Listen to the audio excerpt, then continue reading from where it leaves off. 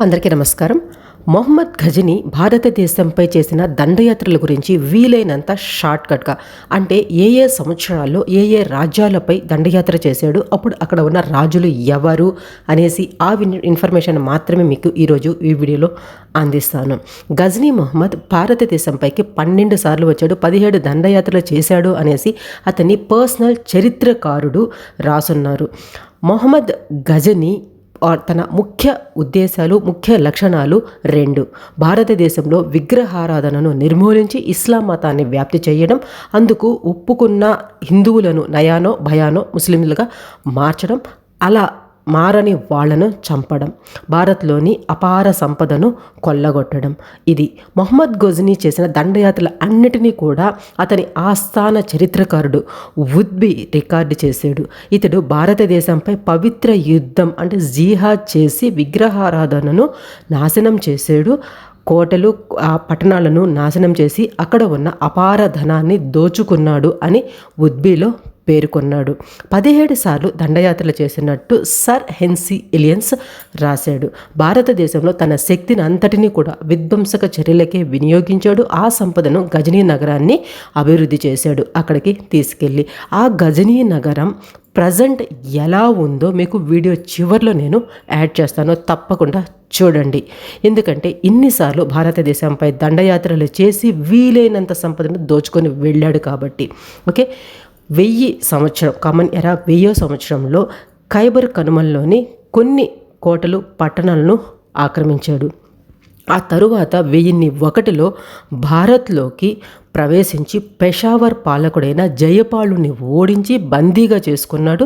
తరువాత అతన్ని విడుదల చేయడానికి పెద్ద మొత్తంలో డబ్బులు వసూలు చేశాడు. 1003లో భాటియా రాజ్యంపై దాడి చేసి విజయరాయ్ను ఓడించి అనేక మందిని ఇస్లాంలోకి మార్చాడు. 1006లో సింధు నదిని దాటి ముల్తాన్పై దాడి చేసి ఫతేదావూద్ను బంధించి అతని రాజ్యాన్ని ఆక్రమించాడు. దానికి సుఖపాలుడిని రాజుగా చేశాడు. అదే అంత ఈజీగా కాదు. ఈ శుక్రపాలుడిని బలవంతంగా ఇస్లాం మతంలోకి మార్చి అతడి పేరును నవాషాగా మార్చాడు. మొహమ్మద్ ఘజనీ అక్కడి నుండి వెళ్ళిపోయిన తర్వాత ఈ నవాషా అలియా శుక్రపాలుడు ఇస్లాంను విడిచిపెట్టేసి మళ్ళీ ఘజనీపై తిరగబడాలనుకున్నాడు. దీంతో ఘజనీ 1007లో ఈ శుక్రపాలుడిపై దండెత్తి వచ్చి ఓడించి అతనిని జీవిత ఖైదు చేశాడు. ఆ తరువాత 1008లో ఆనందపాలుడును ఓడించాడు. ఆనందపాలుడికి ఉజ్జయిని, గ్వాలియర్, కలింజర్, కనౌజ్, ఢిల్లీ ఈ పాలకులు అందరూ కూడా సపోర్ట్గా వచ్చారు. కానీ రోహింద్ యుద్ధంలో వీళ్ళందరినీ కూడా ఓడించాడు ఘజనీ. 1009లో నాగోర్ కోటను స్వాధీనం చేసుకున్నాడు. 1010లో రెండవసారి మళ్ళీ ముల్తాన్పై దాడి చేశాడు. ఆనందపాలుడు తరువాత తన రాజ్యాన్ని అంటే నందనానికి రాజైన త్రిలోచనాపాలుడు రాజయ్యాడు. ఇతను బుందేల్ఖండ్ పాలకుడు.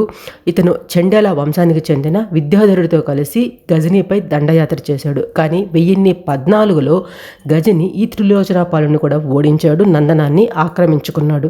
దీని తరువాత షాహీ వంశం పూర్తిగా అంతమైంది. కానీ ఘజనీ విద్యాధరుడిపై దండయాత్ర చేసి ఓడించలేకపోయాడు. ఘజనీ ఓడించలేని ఏకైక రాజపుత్రుడు ఈ విద్యాధరుడు. 1014లో ఘజనీ స్థానేశ్వరంపై దాడి చేసి చక్రస్వామి దేవాలయాన్ని దోచుకొని నాశనం చేశాడు. 1015, 1021లో కాశ్మీర్లోని లోహాకోటపై దాడి చేశాడు. ఇది కాశ్మీర్కి ముఖద్వారంగా ఉంటుంది. కానీ అక్కడి రాజు భీమపాలుడు. ఈ భీమపాలుడు ఎదురు దాడి వల్ల ఘజనీ తట్టుకోలేక తోకముడిచాడు.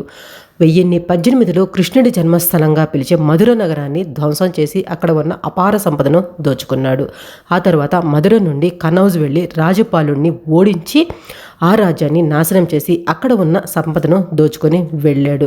ఇంకొక విషయం మీకు చెప్పాలి. బుందేల్ఖండ్ పాలకుడైన విద్యాధరుడికి రాజపాలుడికి మధ్య వైరం ఉండేది. ఘజనీ కన్నౌజ్ను దోచుకున్నాక అంటే రాజ్యపాలుడిని ఓడించిన తర్వాత విద్యాధరుడు రాజపాలుడిపై దండెత్తి అతన్ని చంపాడు. ఇది సపరేట్ స్టోరీ. దీని గురించి నేను సపరేట్ వీడియో చేస్తాను. ఓకే, ఇక్కడ నేను చెప్పే ఈ ఇన్ఫర్మేషన్ అంతా కూడా ఎవరైనా కాంపిటేటివ్ ఎగ్జామ్స్కి ప్రిపేర్ అయ్యే వాళ్ళకి డెఫినెట్గా యూజ్ అవుతుంది. మీరు ఖచ్చితంగా మీ సోషల్ మీడియా యాక్టివిటీస్లో ఎక్కడైనా కూడా షేర్ చేసేదానికి దయచేసి ట్రై చేస్తారని అనుకుంటున్నాను. తర్వాత 1019లో గజని కలంజర్ పాలకుడు గోండురాజుపై దండెత్తి అపార సంపదను దోచుకున్నాడు. 1021, 1022లో మళ్ళీ దండెత్తి వచ్చాడు. కానీ సంధి చేసుకొని ధనం అప్పగించాడు. 1026లో గుజరాత్లోని సోమనాథ్ దేవాలయాన్ని ధ్వంసం చేశాడు.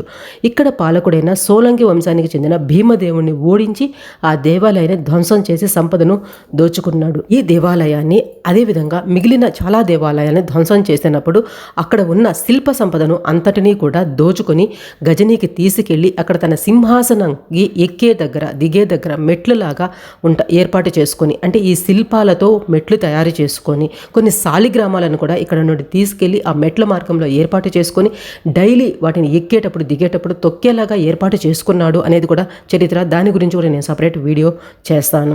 ఆ తరువాత 1027లో సింధులోని జాట్లను ఓడించి అక్కడి సంపదను దోచుకొని గజనీకి తిరిగి తీసుకెళ్లాడు.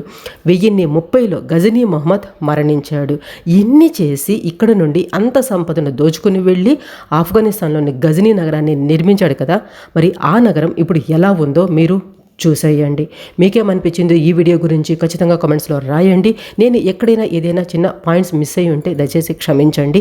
మీ ఒపీనియన్ ఖచ్చితంగా కామెంట్స్లో మెన్షన్ చేయండి. మిగిలిన వీడియోస్ అన్నీ చూసి కూడా మీ అభిప్రాయాన్ని చెప్తారని నేను నమ్ముతున్నాను. నేను చెప్పే ఇన్ఫర్మేషన్ మీకు నచ్చితే లైక్ చేసి వీలైనంత ఎక్కువ మందికి షేర్ చేయండి. ప్రీవియస్ వీడియోస్ కూడా చూసి నేను కరెక్ట్ ఇన్ఫర్మేషన్ చెప్తున్నానని మీకు అనిపిస్తేనే సబ్స్క్రైబ్ చేసుకొని సపోర్ట్ చేస్తానికి ట్రై చేయండి. Thanks for watching. జై హింద్.